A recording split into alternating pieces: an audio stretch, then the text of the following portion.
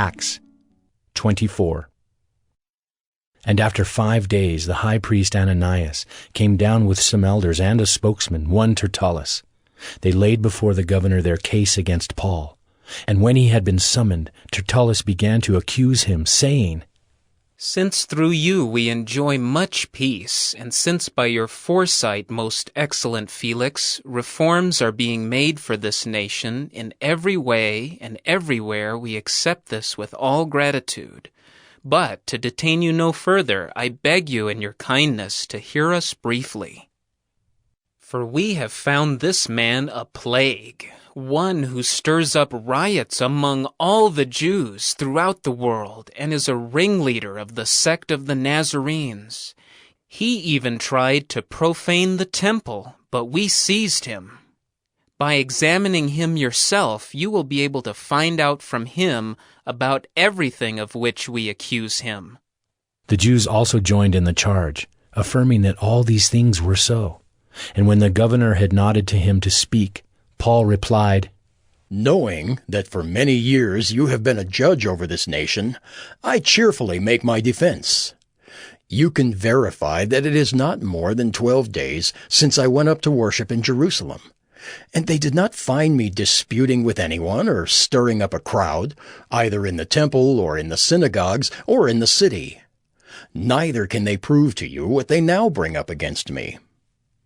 But this I confess to you, that according to the way, which they call a sect, I worship the God of our fathers, believing everything laid down by the law and written in the prophets, having a hope in God, which these men themselves accept, that there will be a resurrection of both the just and the unjust. So I always take pains to have a clear conscience toward both God and man.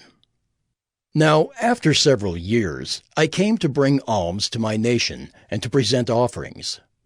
While I was doing this, they found me purified in the temple without any crowd or tumult. But some Jews from Asia, they ought to be here before you and to make an accusation, should they have anything against me.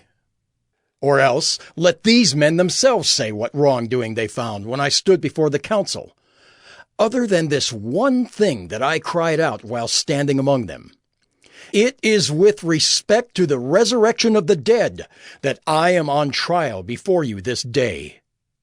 But Felix, having a rather accurate knowledge of the way, put them off, saying, "When Lysias the tribune comes down, I will decide your case."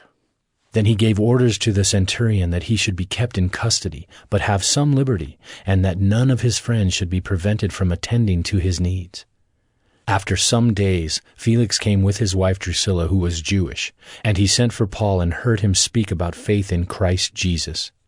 And as he reasoned about righteousness and self-control and the coming judgment, Felix was alarmed and said, "Go away for the present. When I get an opportunity, I will summon you." At the same time he hoped that money would be given him by Paul, so he sent for him often and conversed with him. When 2 years had elapsed, Felix was succeeded by Porcius Festus, and desiring to do the Jews a favor, Felix left Paul in prison.